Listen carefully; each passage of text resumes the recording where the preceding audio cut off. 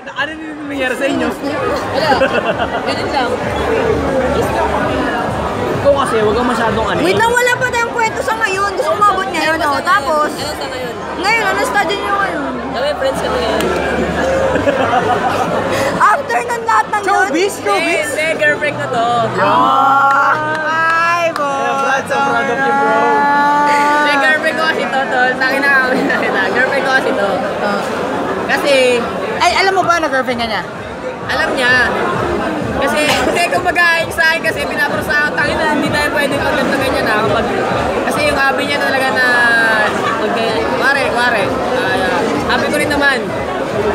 Kapag di ka nagiging good girl, hindi kita papayag ko ito ganyan. Kasi madalas niya ako papayag eh.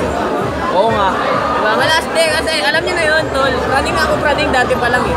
Adik ka eh. Diba? Bawal pa sa droga.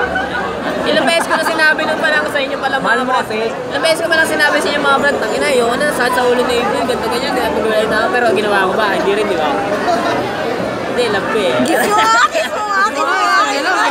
O, dili yung pipikit na kami, pipikit na kami, pipikit na kami, o, pipikit na. Girlfriend mo O, pala, dili na, kiss girlfriend mo mo. na, kiss mo na, kiss mo na. Dili na. Chicks lang. Kiss mo na, kiss mo na.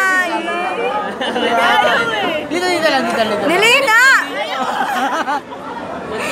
Dali na. Ayan na, ayan na. Uy, huwag masyado naman. Tunginan to. Kinilig niya. Putang na. Bawi mo na nga, April. Brad. Ninakawan ka. Bawian mo putang na. Ninanakawan.